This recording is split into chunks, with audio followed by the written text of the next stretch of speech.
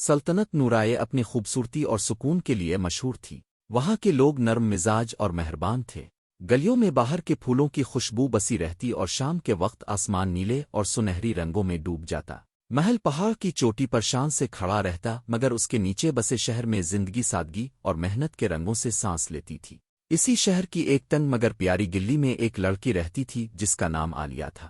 اس کا گھر چھوٹا مگر دل بہت بڑا تھا۔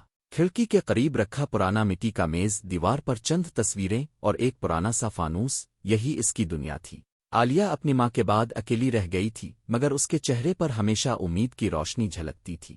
وہ حسین ذہین اور خوددار لڑکی تھی۔ اس کی آنکھوں میں خوابوں کا سمندر اور دل میں سکون کا جہاں بسا تھا۔ وہ دن میں یونیورسٹی میں پڑھتی اور شام کو مختلف تقریبات میں رقص کر کے اپنی تعلیم کا خرچ اٹھاتی۔ کبھی مہندی کی تقریب میں، کبھی منگنی میں، جہاں خوشی ہوتی وہاں عالیہ کی چمک ہوتی۔ سادہ لباس میں مگر روشن چہرے کے ساتھ وہ دوسروں کے لیے تفریح تھی، مگر اپنے لیے عزت کی کمائی۔ اس کی سرپرست ایک چالاک مگر تجربہ کار عورت تھی جس کا نام مدام حلیمہ تھا۔ مدام حلیمہ اپنی فنکار لڑکیوں کو بڑے طبقے کی تقریبات میں لے جاتی، مگر ان کے لیے دل میں کوئی احترام نہ رکھتی۔ وہ اکثر کہا کرتی، محبت اور فن دونوں انسان کو کمزور کر دیتے ہیں۔ دوسری طرف محل میں شہزادہ رافد رہتا تھا، ایک ایسا جوان جس کے پاس سب کچھ تھا مگر دل میں کچھ بھی نہیں۔ محل کی شان و شوکت، لوگوں کی تعریفیں، تخت کی ذمہ داریاں، سب اس کے لیے بوجھ بن چکی تھیں۔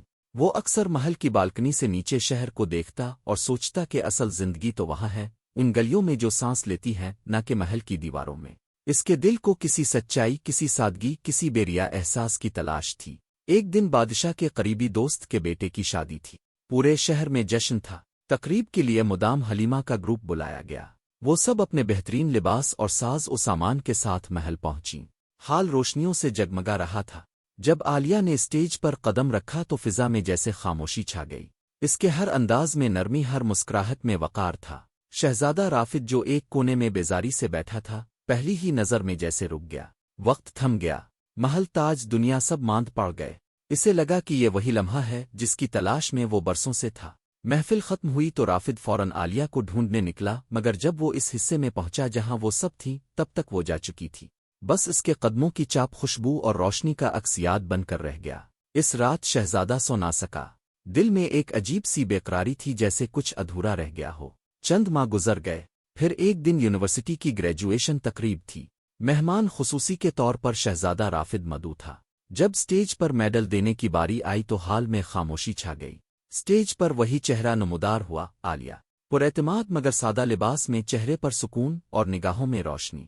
رافد کے ہاتھ لرز گئے جب اس نے میڈل دیا۔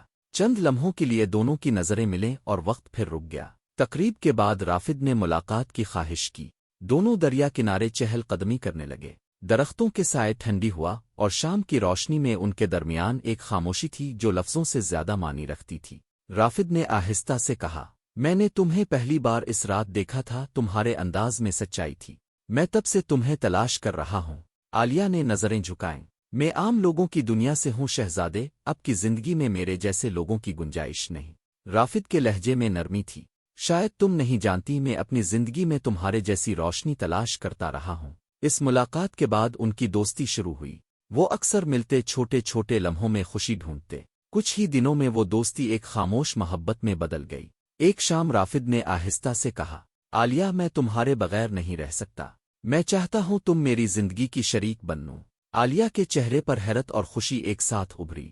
شہزادے، میں کسی خواب کی حقیقت نہیں ہوں۔ رافد مسکرایا، مجھے تم چاہیے، یہ دنیا نہیں۔ اور اس نے عالیہ کو گلے لگا لیا۔ کچھ دن بعد وہ دونوں بازار میں گھوم رہے تھے۔ روشن دکانوں کے بیچ عالیہ کی نظر ایک خوبصورت جھومر پر پڑی۔ وہ مسکرا کر کچھ دیر اسے دیکھتی رہی اور آگے بڑھ گئی۔ رافد نے چپکے سے وہ جھومر خرید لیا۔ اس نے وہ جھومر عالیہ کے ہاتھ میں رکھ کر کہا، یہ تم شادی کے دن پہنو، یہ ہماری پہچان ہوگا۔ عالیہ کی آنکھوں میں آنسو آ گئے۔ میں وعدہ کرتی ہوں شہزادے، یہ جھومر میں ضرور پہنوں گی۔ جب رافد نے محل میں شادی کی بات کی تو ملکہ زلیخا کا چہرہ سخت ہو گیا۔ ایک رقاصہ، تمہیں ہوش ہے؟ تم کیا کہہ رہے ہو؟ یہ ہمارے خاندان کے وقار کے خلاف ہے۔ مگر رافد کے لہجے میں نرمی مگر مضبوطی تھی۔ اگر محبت غلط ہے تو میں یہ غلطی کرنے کو تیار ہوں۔ ملکہ نے خاموشی سے رضامندی ظاہر کی، مگر دل میں فیصلہ کر لیا کہ یہ شادی نہیں ہونے دے گی۔ شادی کا دن آیا۔ محل سجا ہوا تھا، روشنیوں سے جگمگا رہا تھا۔ सब खुश थे मगर किसी को इल्म न था कि मुदाम हलीमा के हुक्म पर आलिया को एक रात पहले अगवा कर लिया गया है। मलिका ने अपनी भांजी रूमी सल्लल्लाहु अलैहि वसल्लम को दुल्हन बनाकर बिठा दिया, जिसने निकाब ओढ़ रखा था। रसूमात शुरू हुईं, साज बजने लगे, खुशियों की आवाजें गूंजने लगें। मगर जब राफिद ने दुल्हन के माथे की तरफ देखा वो ठिठक गया। झूमर वहां नहीं था। इसने घूंघट उठाया तो पूरा हाल साकित हो गया। इसके सामने रूमी सल्लल्लाहु अलैहि वसल्लम थी, लरजती हुई।